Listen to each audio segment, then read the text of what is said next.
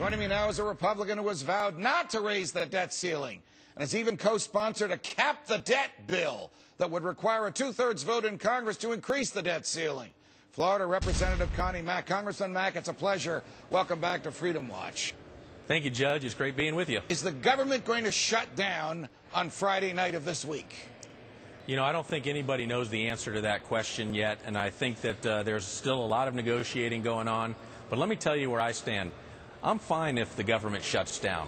I think that we have to take the position that if the Democrats who couldn't pass a budget when they were in the majority, when they had the House, the Senate, and the presidency, and if they want to continue to pass legislation that just spends more and more money, if they're not serious about cutting spending, then the only choice we have is to shut the government down.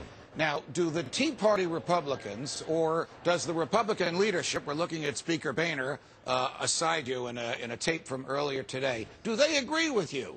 Or is the Republican leadership willing to compromise with the Democrats in the House, the Democrats in the Senate, and the Democrat in the White House? Well, I think clearly what you're seeing is that the leadership in the House are trying to find a way to get to the promises that were made during the campaign.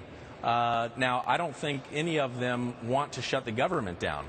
I don't want to shut the government down. I'm just not willing to continue to negotiate on their terms.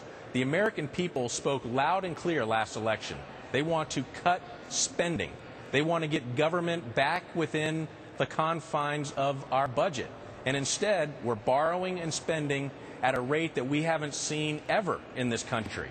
People left. This country was founded by people who left a country that were doing the things that we're doing now. Exactly. We need to get back to those principles that made America great. Can you muster enough Republicans in the House not to raise the debt ceiling? Because in my view, Congressman Mack, this will force the government to operate within the confines of the money that it collects every month in taxes and revenues and fees. And the Republicans, as you know, in the House can do this on their own, because in order to raise the debt ceiling, both houses of Congress have to agree. So if a majority of your colleagues, like you, simply says no more borrowing no matter what, under any circumstances, we are saved, and the president is forced to be a fiscal conservative. Can that happen, or is it a pipe dream?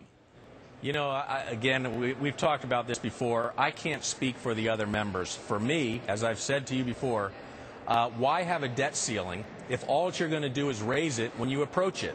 The real answer to this, instead of getting to the debt ceiling limit and then raising it, is let's cut spending.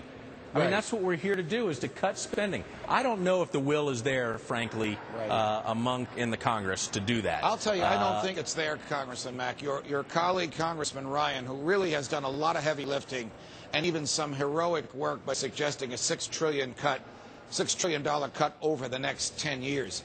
That's $6 trillion off of what President Obama wants to spend.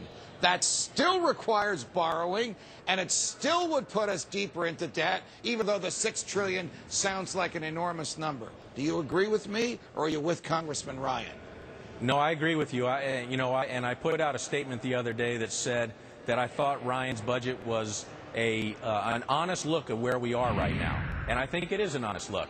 Unfortunately, it doesn't get to a balanced budget, and I think there's still more work to be done.